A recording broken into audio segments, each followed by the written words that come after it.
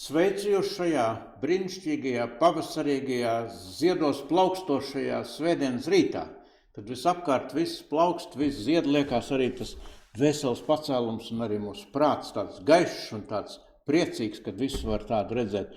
Un reizēm, kad tie laika apstākļi ir nomācoši, tad arī tas mūsu prāts un emocijas mazliet samazinās. Bet es gribu jautāt, vai jūs zināt, kas ir Jelgavas ģerbonī attēlots? Droši vien, jā, jo tāpēc, ka jūs esat jelgavnieki. Bet vai jūs zināt, kas ir mūsu valsts galvaspilsētas Rīgas ģerbonī attēlots? Kāpēc es to jautāju? Jā, tur ir attēloti vārti un tādi divi ķerubi, kas tura no katrām pusēm. Varētu teikt, tādi kā briesmoņi gandrīz liekas, viņi nagos negribētu nonākt ātri aiz tiem vārtiem un noslēpties. Šodien es gribu runāt par vārtiem, un svētrunas tēma ir aiz vārtiem.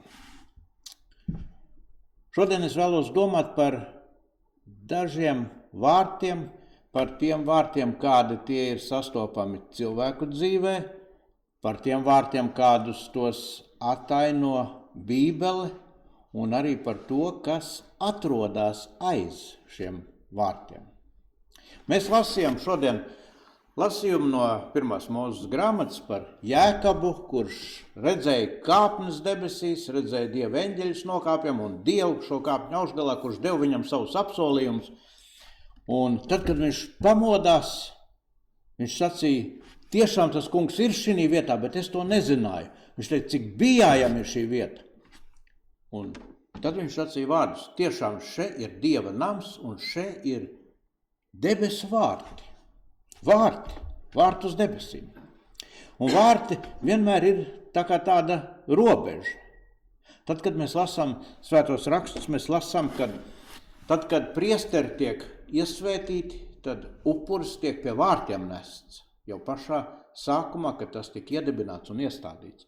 Mēs lasām par to, ka priesteris, tad, kad ir apģērbies savās svētajās drēbēs un iegājis aiz šiem vārtiem, viņš nedrīkst ar tām svētajām drēbēm iziet ārpus tiem vārtiem. Tas drēbes jānovelk, tur paliek iekšpusē. Kaut kāda ir atšķirība, kaut ko noslēdz vārti vienā pusē un otrā pusē. Un šodien mēs domāsim par to, kā šie dažādie vārti mūsu dzīvē reizēm ietekmē un kā mums vajadzētu arī rīkoties un attiekties pret dažādām situācijām, kas ir kā vārti mūsu dzīvē. Vārtos tajos laikos, kad mēs lasām Dievu vārdu, lasām Bībeli, tajos laikos vārtos sēdēja tiesneši, sprieda tiesu vārtos. Tur bija tie, kas bija atbildīgie, kas varēja arī likumus izdot, tur bija vecāku sanāksme, pilsētas vārtos. Acīm redzot tādēļ, ka tur bija straumi, tur plūda iekšā nācēji, ārā gājēji, un šai vārtos varēja visu laiku tāda arī kustība komunikācija ar cilvēkiem notikt. Bet tad pa nakti šos vārtus aizdarīja, lai pilsētā būtu drošība. Mūri pasargāja un vārti aizvērtie. Sabatā viņus vispār aizslēdz ciet, lai netiktu nestas preces iekšā, lai Dieva svētā diena tiktu ievērota. Tad, kad mūsdienās mēs paskatāmies kartē un domājam par Jeruzalemi, par tā, kā viņa šobrīd ir uzbūvēta, par viņas mūriem, tad mēs redzam, ka tur ir 8 vārti. 7, kas ir atvērti, bet 8, kas saucās zelta vārti, ir aizmūrēti.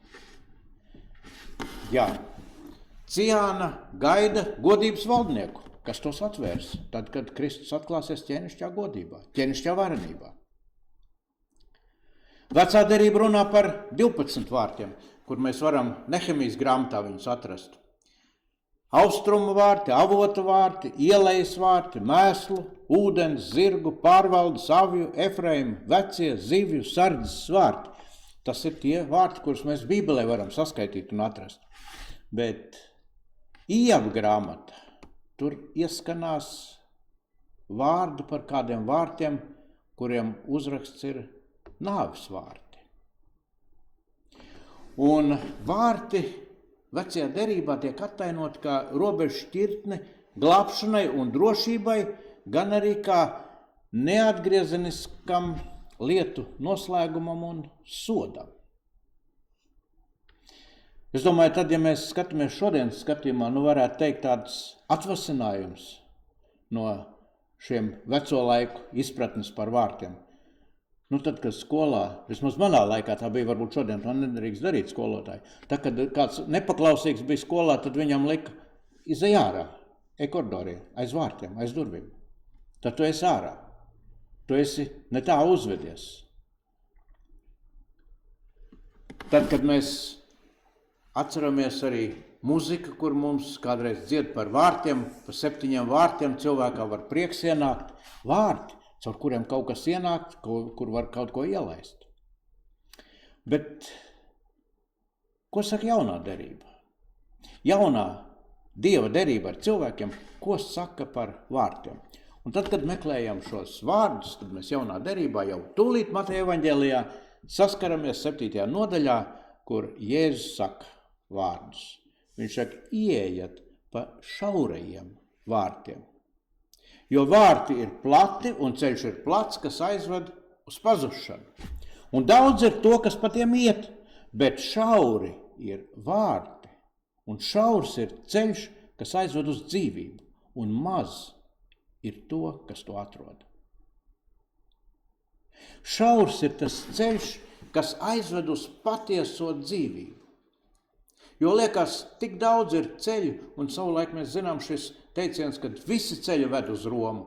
Un tā kādreiz arī mēs dzirdam garīgajā nozīmē, ka cilvēks saka, visi ceļi jau ved pie Dieva. Katrs jau kaut kam tic, un tā ticība kaut kur aizved. Diemžēl Dieva vārds mums rāda, ka šis ceļš, patiesais, īstais patiesības ceļš, nav tik plats un tik viegli atrodams. Jēzus saka, cīnieties, ieiet pa šiem šaurajiem vārtiem. Tātad tur jāpieliek pūles, tu nevari tā vienkārši, tagad slava Dievam, es eju pa šauriem vārtiem, visam platumā izplec rokas un slavējas. Mīļais, nesanāk, netiek iekšā. Jēzus teica kādu piemēru, viņš teica, vieglāk ir kamielim iziet caur adatas aci, nekā iekļūt debesu valstībā. Un tā adatas acis tajā laikā bija kādi mazie vārtiņi, mūrī, kur kamielim, lai viņš iziet cauri, bija jānoņem visas nastas nost, viņš nevarēja apkrauts ar mantām tur ieiet. Un vēl vairāk tam kamielim bija uz ceļiem jānometās, lai viņš tur izlīstu caur tiem vārtiem cauri, viņš sauc par adatas acis tos vārtus. Tāds ir ceļš uz godību. Un tik bieži kristietības tur, kur patiesi sākās atgriešanās, sākās ar atsacīšanos, atteikšanos no kaut kā, tā, kas ir liekas, atteikšanos no tā, kas nav vajadzīgs, atteikšanos tādēļ, ka es Kristum ticu, tādēļ, ka es Dievu mīlu. Jēzus savā garā skata šos šauros vārtus uz godību, kuri ir tik šauri cilvēku skatījumā, cilvēku izpratnes skatījumā, bet tai pašā laikā viņi ir tik plati atvērti no debesu skatu punktu, kur viņš saka, visi nāciet šurp. Cilvēkam šķiet, jā, bet tad kā tad es tur ieiešu? Vai tad man tiešām atceramies stāstu par bagāto jaunekli? Un es zinu šo stāstu par sevi, jo tajā brīdī, kad man bija izvēle nākt pie Dieva vai nenākt, es domāju, bet tad, ja es nākšu pie Dieva, tad kāda dzīvei vairs jēga? Jo viss tas, kas man patīk, un no tā jāatsakās, tas man vairs nav līdz paņemams. Kāda tad jēga dzīvot? Jā, bija tur kāda anekdota laikam par kādu vīru, kurš teica, ka viņš dzīvojas esot cik 120 gadus, un kā viņš varēs nodzīvot? Tādēļ, ka viņš nav tur ne dzēris, ne smēķējis, ne uz tur meitenēm skaties nekur. Un tad viņam uzdod, kāda tad tev jēga dzīvot tik ilgus gadus bija?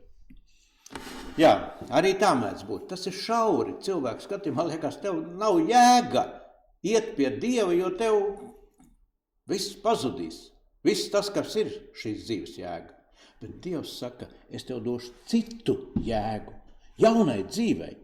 Nevis kaut kad pēc nāves, kaut kur, tad, kad nomirsim, tad skatīsimies, bet jau šodien un šeit, dzīvojot šajā pasaulē, tu ieraudzīsi citu skatu. Tie vārti ir šauri, bet tā, kad tu caur viņiem ieies, tu ieraudzīsi to godības pilno plašumu, ko Dievs sniedz katram ticīgajam, kurš ieiet caur šiem vārtiem.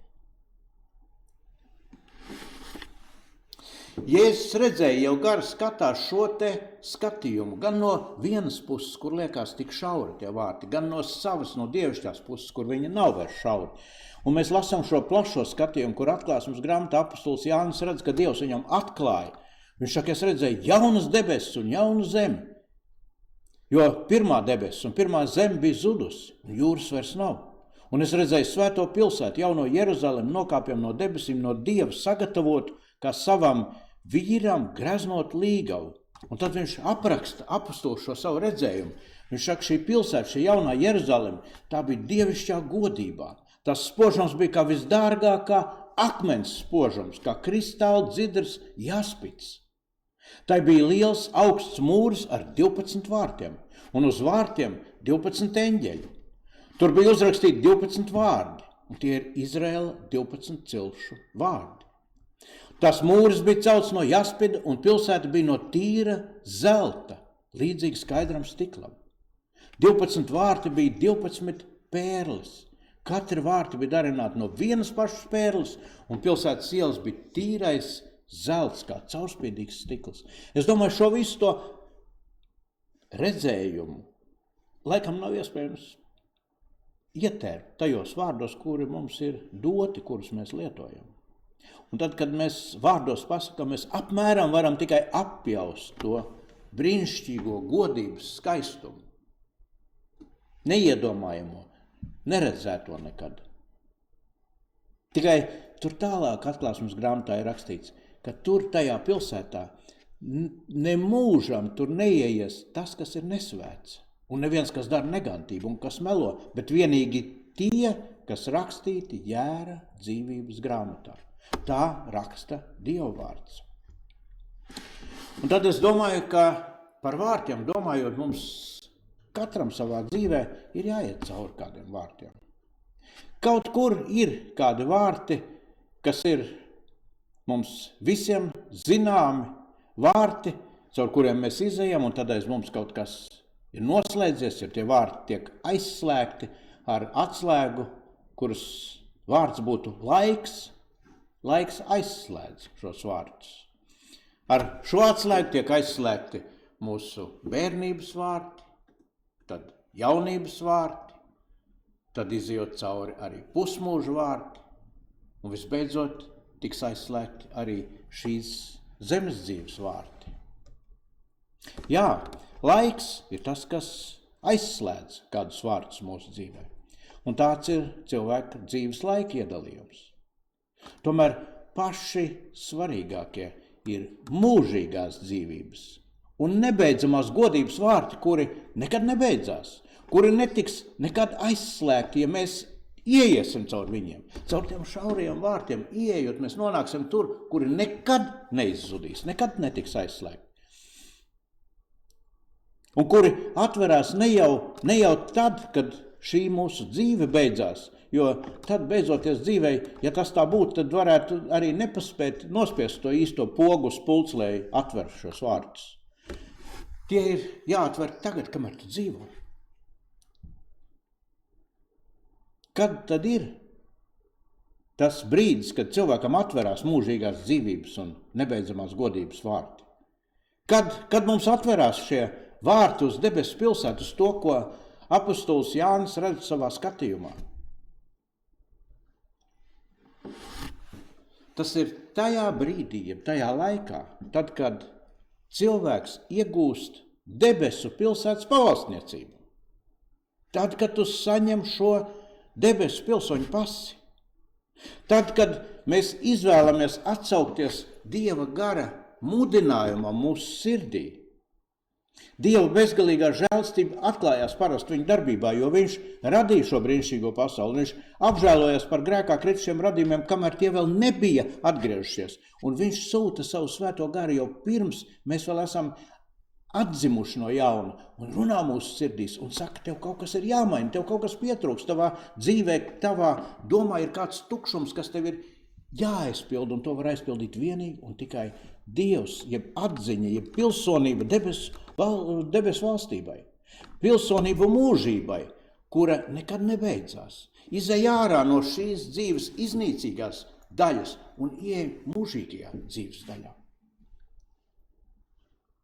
Dievs apžēlojās par cilvēkiem, kuri vēl bija grēkā, jo viņš sūtīja savu dēlu. Viņš sūtīja savu dēlu, kurš izpirka no grēka verdzības katru cilvēku ar savas dzīvības cenu, ar savas dzīvības upuri. Kas tad mums jādara? Kas ir tev jādara? Kas ir man jādara? Atsaucies Dieva gara balsī savā sirdī. Tā ir balsī, kura darbojās, kura jau iepriekš tevi sagatavo šai Dieva žēlastībai, kuru Dievs grib bagātīgi izliet par tevi. Tev vienkārši ir jāsaka, es gribu Dievs tev atsaukties, jo es zinu, ka tu mani aicini. Es dzirdu arī šajā brīdī, tad, kad tu klausies šo vai skaties, tu dzirdi, ka Dievs runā uz tevi. Tev vienkārši ir jāsaka viņam, es gribu pieņemt šo debesu valstības pavalstniecību. Un tad Dievs savu žēlstības darbu dara līdz galam, līdz tas ir pabeigts. Līdz tu iegūsti šo pilsonību. Dievs savu mīlestību jau ir atklājis līdz galam, maksājot augstāko cenu, dzīvības cenu, ar savu dzīvību. Lai ik viens, kas viņam tic, iegūtu mūžīgo dzīvību. To mēs lasām Dieva vārdā. Un tad es gribu jautāt, vai tu tici Dievam, vai tu tici Jēzum Kristum? Un kad tas ir, kad tu tici? Svētdien baznīcā, jā, tad, kad mācītājs te šitā runā. Tad, kad slavētāji dzied, tad gan es varenu ticu. Jā. Varbūt šajā brīdī vai citā laikā skatoties savā viedierīces ekrānā, telefonā, planšetē vai kur datorā, un tad redzot, kāda varena slavēšana, kāda kalpošana. Es ticu. Kā tu zini, ka tu tici? Kā tu vari pateikt? Jā, es patiešām ticu, ka tas nav tikai tāds emocionāls pacēluma brīdis. Vai ir kaut kas, kas tavā dzīvē liecina par to, ka tu tici? Evaņģēlijs runā par augļiem. Ticībai ir jānes augļi, ja tā ir dzīva. Ja tas nav tikai reklāmas plakātiņš. Mēs kādreiz Londonā tur bija kāds liels pasākums, un tur brauc mašīnas, vecās, antīkās, un tie vadītāji pa logu izliekušies tur māja roku. Un tad kādā mašīnā es skatos, princis Harijs brauc pie stūres, bet tad es redzu, ka nē, tā ir tikai bildīte, ko kāds tur sev priekšā. Plakātiņš. Kā ir ar tavu ticību? Vai tā ir tā? Es esmu Dieva bērns. Jeb tur patiesībā es esmu Dieva bērns. Vai tikai reklāmas plakātiņš? Kā ir ar augļiem? Šeit mēs nonākam pie diviem vārdiem. Platie vārti un šaurie vārti. Aiz vieniem vārtiem ir dzīva ticība pilna ar labiem augļiem, un aiz otriem ir skaisti, brīnišķīgi, mākslīgie ziedi. Nedzīvi. Tā no pirmā acu uzmetiena jau liekas skaisti, bet viņi nav dzīvi. Nevelti Jēzus saka, ieiet pa šauriem vārtiem, jo vārti ir plati un ceļš ir plats, kas aizved uz pazušanu. Un daudz ir to, kas pa tiem ieiet, bet šauri ir vārti. Un šaurs ir ceļš, kas aizved uz dzīvību. Un maz ir to, kas to atrod. Kā šos vārtus atšķirt? Kā pateikt, kuri tad ir tie platie, kuri šaurie? Tad, kad es redzu divus vārtus, viņš viegli salīdzināt. Protams, ja es neesmu akls, ja man ir redze, es redzu, tie ir plati un šitie ir šauri, vai ne?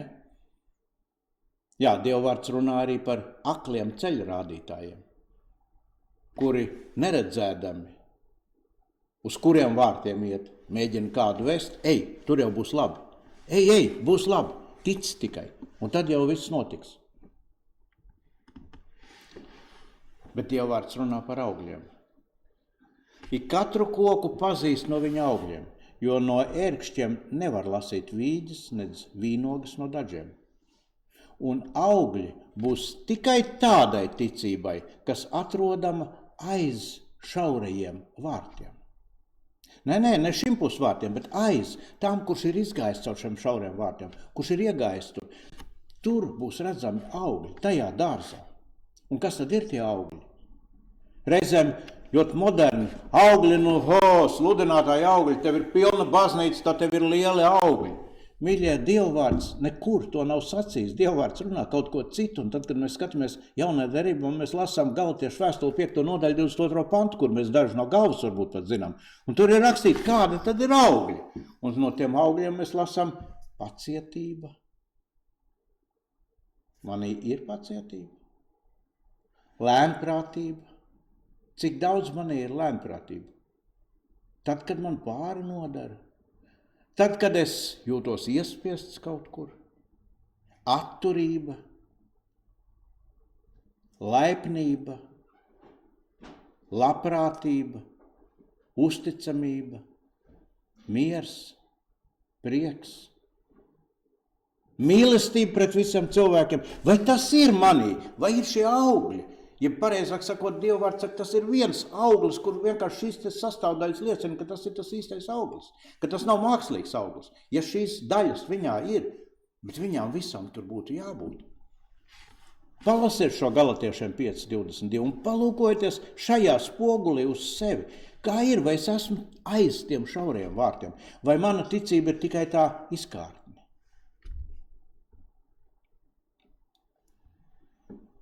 Vai es esmu tajā pilsētā, kura ir dievišķā godībā, kuras spožums ir kā visdārgākā akmens spožums? Vai es esmu tajā pilsētā, kurā ir 12 vārti un 12 pērles, un katrs vārds no vienas pērles darināts, katra vārti? Vai es atrodos tajā pilsētā, kas ir aiz šauriem vārtiem, caur kuriem var ieiet tikai tie, kuri spēj atšķirt, kuri ir platie un kuri ir šaurie, kuri spēj garīgi saredzēt, jeb atšķirt šo vārtu platumu. Ja es saku cīnieties, ieiet pa šauriem vārtiem. Nevis tā, ejiet un gan jau tur būs. Cīnieties, meklējiet un tad jūs atradīsiet. Viņš saka, cīnieties, ieiet pa šauriem vārtiem, jo es jums saku, daudzi vēlēsies ieiet, bet nevarēs. Un šodien Dieva vārds vēl tevi un mani un mūs katru aicina izjūt no šī nama. Paņem sev līdzi šo mērauklu. Cik plati ir vārti, caur kuriem es gribu iet. Un izmēri katrus vārtus, kuri tavā ikdienā tiek atvērti, kurus tu atver savā ikdienā. Un šī mēraukla ir Galatiešu vēstule 5. nodaļas 22. pants. Vai aiz tiem vārtiem, kurus es vēru, vai aiz tām izvēlēm, kuras es izdaru, vai aiz viņām manī augs mīlestība, prieks, miers, pacietība, laipnība, labprātība, uzticamība, lēnprātība, atturība. Ja tas tā ir, tad šis mērs darbojas, tad tie ir tie šaurie vārti. Ja tur būs redzami tie augļi, tā ir mūsu vērtību skala, ko Dieva vārds mums ir devis salīdzināt, lasīt, pārbaudīt un dzīvot ar to, lai mūsu sirdīs vienmēr būtu prieks un miers Dieva svētajā garā. Āmen.